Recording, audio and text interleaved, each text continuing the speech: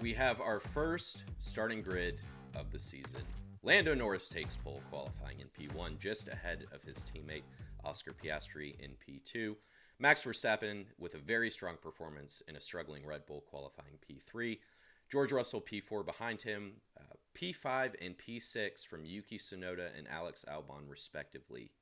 Very impressive performances by both. Just behind them though, disappointing performances. Charles Leclerc P7, Lewis Hamilton P8, not where you would expect them. Pierre Gasly P9 and Carlos Sainz qualifying P10 to finish out the top 10. It's always fun coming into an opening weekend with so many questions about the teams and where they ultimately stack up against each other. We finally get actual race packages on the car and full performances out of the car. No more sandbagging. And one of the biggest questions heading into this weekend was how dominant was McLaren actually going to be on track? And they answered that, especially in their final runs of Q3. Lando finishing almost 4/10 ahead of Max. Oscar almost 3/10 ahead of Max as well. Lando breaking the Australian fans' hearts, where they had about 5 seconds of enjoying Oscar on pole before he puts in a faster lap. Reminded me of Lando having those 5 to 10 seconds on pole in Silverstone back in 2023 before Max came in. But you can see why this car is the favorite to win this weekend, and you can see why both of these drivers are the favorites to bring home a championship, either a driver's championship and hopefully a constructor's championship this year.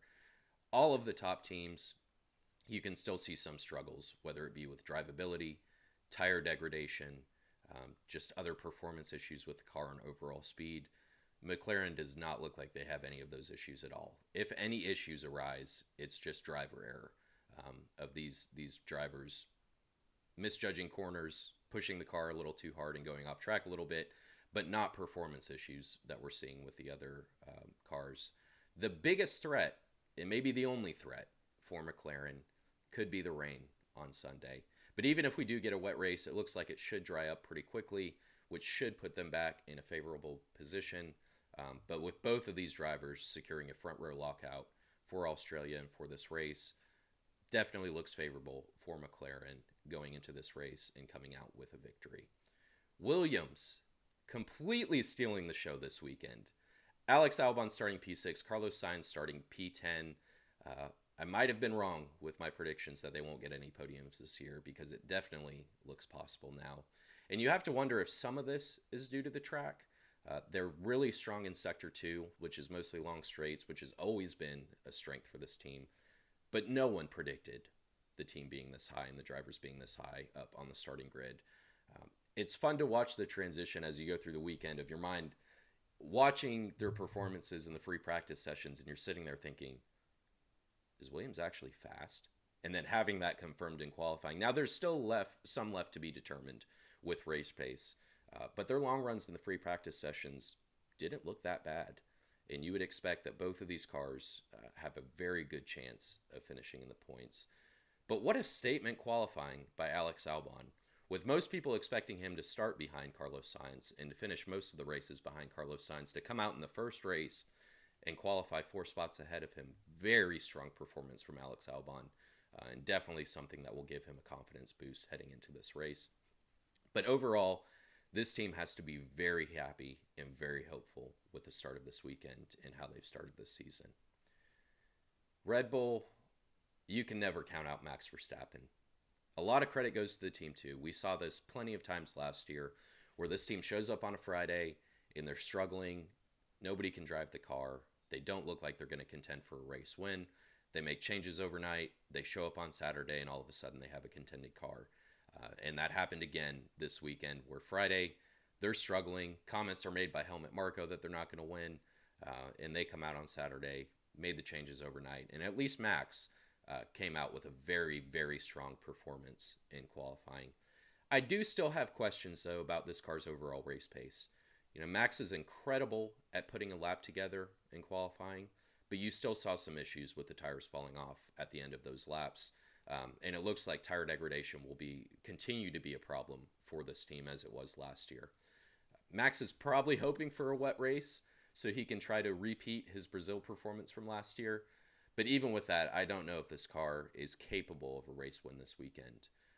But a podium finish could be very possible for Max, especially if it's a wet race, at least at the start, and he gets ahead. But even not, he's proven that he can put it together with this car. I don't think it's likely, but to say it's impossible, you can't. So Max definitely in a good position, qualifying P3 in starting this race with a very good chance to get up to the front. It's a completely different story, though, for Liam Lawson on the other side of the garage. Just a terrible weekend from him overall. He clips the wall in FP1. He finishes P17 in FP2. He has power unit issues right away in FP3 that stopped him from really completing any laps. We get to qualifying, and he ends up P18 and really, really struggled to handle the car. Not good for him at all. Not the start he wanted, and he's probably starting to feel some of that pressure of being on the senior Red Bull team and having Max Verstappen as a teammate.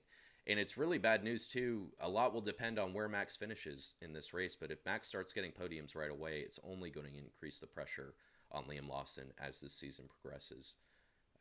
He just has to avoid these types of performances. I think he'll be given more time because of his age and youth and lack of experience, but these are the types of performances that put Sergio Perez on the hot seat and ultimately forced him out of the team. So not a great start from Liam Lawson, but he has the opportunity, especially with a wet start to the race, to make up ground and correct all these errors. But he certainly needs a strong performance as we head into Sunday. Continuing with the Red Bull family, V-Carb with an incredible performance by them this weekend. Yuki starting P5, Isaac Hadjar starting P11, the highest of all of the rookies. This team has really looked strong the entire weekend. You have to wonder if some of this is attributed to stealing so many, well, I don't want to say stealing, but taking so many components from last year's Red Bull car. But it looks like this team has made a significant jump as we head into the season. Huge confidence boost for Yuki, though. Starting not only as the second fastest Red Bull driver, but starting 13 spots ahead of Liam Lawson, who a lot of people think got the Red Bull seat over him wrongfully. Race pace will be another question for this team, though, but you have to like at least Yuki scoring points this weekend and finishing with a strong result in the race. But a really impressive start for Isaac Hadjar, too. You can tell he has the talent, and as this season progresses, you can see he has the potential where he should be able to keep up with Yuki and put in some strong performances. But again, you have to wonder, you expect Max to be the top Red Bull driver. But right now, and we've only seen half a weekend, but it looks a lot better for Yuki Tsunoda and Isaac Hadjar than it does for Liam Lawson. So certainly something to watch for as we head into the race and as we continue on with the season. Really weird qualifying result for Ferrari based on what we've seen leading up to qualifying throughout this weekend. I think there were still some questions whether they were as fast as McLaren, but pretty much everyone expected them to be the second fastest team.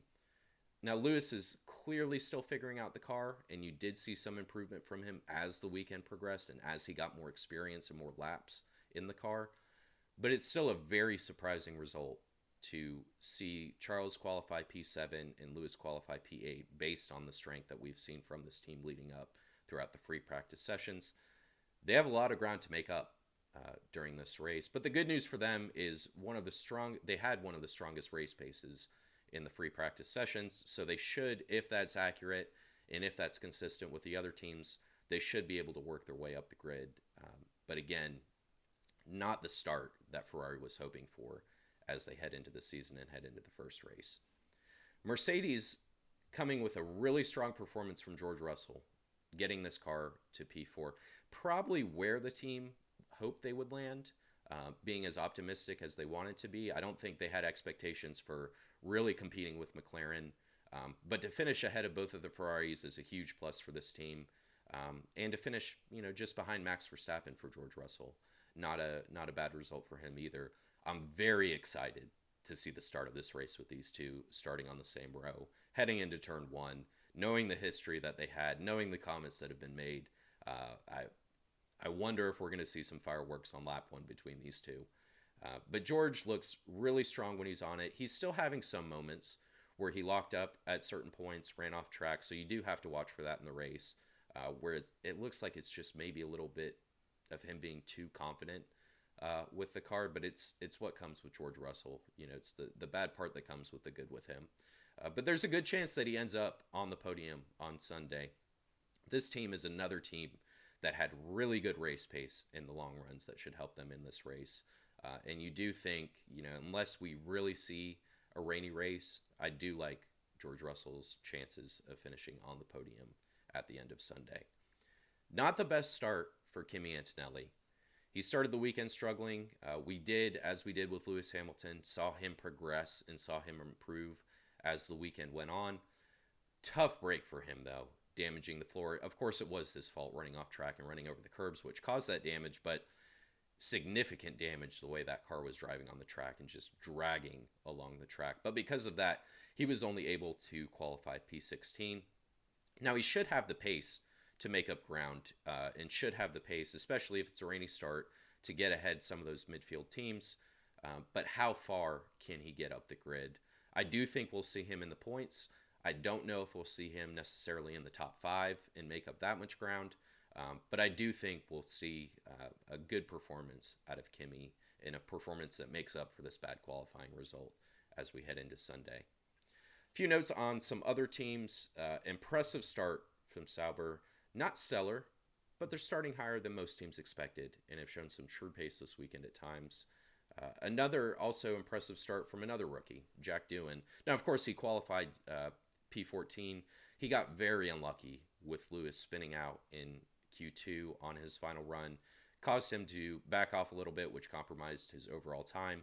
But he's shown the pace this weekend that has looked a little better than what you would expect from this Alpine, especially out of a rookie driver driving this Alpine, which is a good thing to see, considering the amount of pressure that's already been put on him with Franco Colapinto as the reserve driver.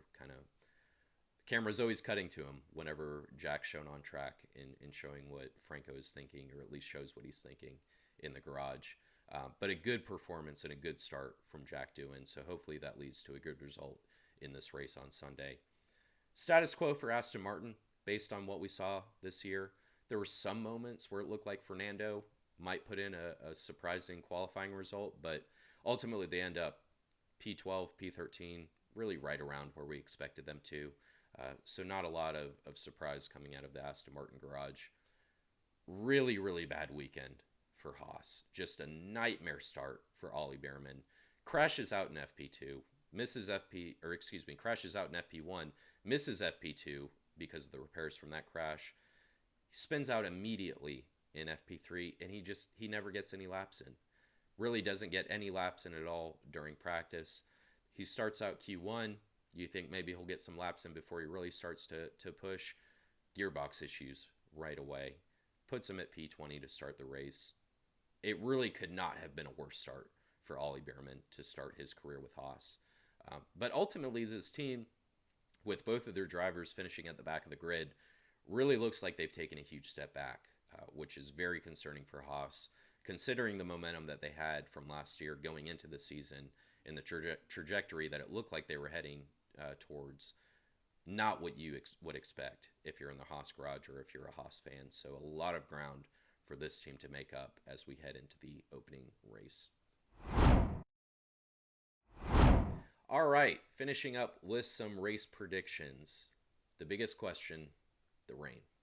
Now, the FIA has come out and said they will push the start time back if the rain is really that bad, trying to avoid a repeat of what happened in Spa of 2021, where the rain was just so heavy that we started the race behind the safety car. I think did 3 laps, and it was just an absolute mess of a start. So they are trying to avoid that, which is good.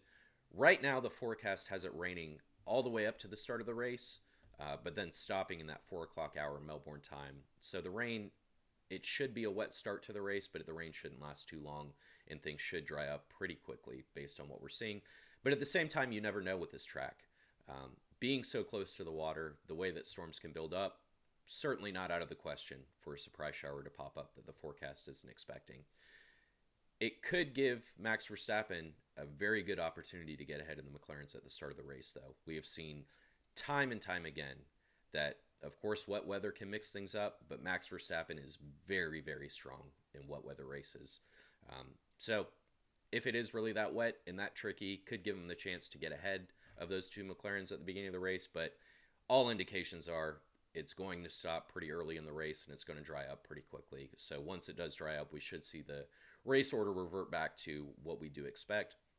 But the start could give a very good opportunity for drivers like Liam Lawson, Kimi Antonelli, who had very underwhelming qualifying performances, and give them a good chance to work their way back up the grid pretty quickly at the start.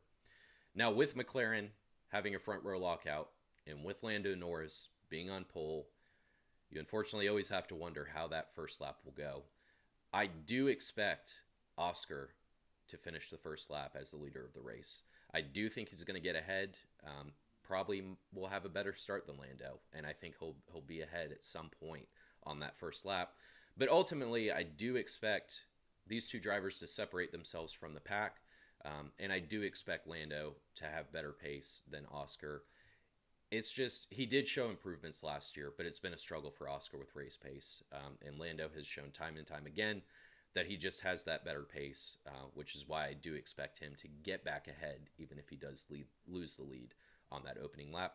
But we also saw last year that whichever car is in front has the advantage, being in clean air and having that advantage over the car behind them who's in dirty air. So if that does happen and Oscar finds himself in first and he has the clean air and Lando doesn't, could be very beneficial for Oscar and could keep him in the lead. Some podium predictions. I think Lando wins it, and I think Oscar finishes in P2. P3, though, I think is dependent on the weather. From what we're seeing, with it mostly being a dry race from what we expect, I think we'll see George Russell taking that third step on the podium. But if it is mostly a wet race, I like Max Verstappen to finish P3. But I do think those two drivers will probably be in the P3 and P4 positions. Just the order might switch around depending on the weather. Probably Ferrari finishing after that. I do think they're going to make a little bit of a jump based on the race pace and move up the grid a little bit. I just don't know if they're going to catch the Mercedes or if they're going to catch Max Verstappen in the Red Bull. But we should see some improvement from them based on what we saw from qualifying. But at the same time, we might have a surprise result from Williams. You can't count them out. They've shown incredible pace this weekend, and having Alex qualify as high as he did puts them in a very good spot.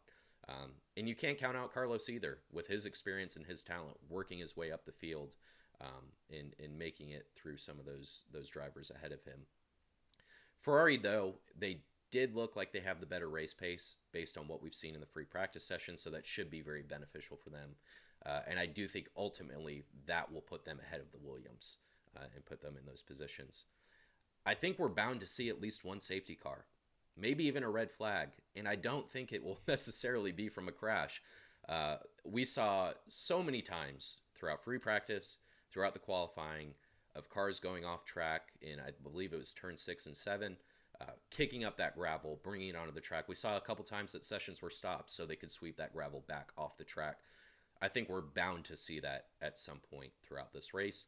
But I also think there's a good chance we see a couple crashes, especially if we have wet weather at the start when the cars are so close together. But with so many rookies on this grid in their first race, for a lot of them, of course, some have a few races under their belt already, but just that inexperience. This is a very high-speed track, very easy to make mistakes. So I do think we're probably going to see at least one crash from one of the rookies, which will bring out a safety car. There's a good chance, though, that we're in for a very, very exciting race. I don't know if it'll be as exciting at the front. I think the McLarens are going to be so far ahead of the rest of the field that it's really going to be between Lando and Oscar for this race. But everything behind them, I think, should be very, very competitive and make for a very exciting race. And at the end of the day, a wet race, a wet start of the race, you never know what can happen. You never know who might be taken out on the first lap with a crash. Of course, you never know about reliability at this point in the season either. But I do think we're in store for a very, very exciting race to start this season.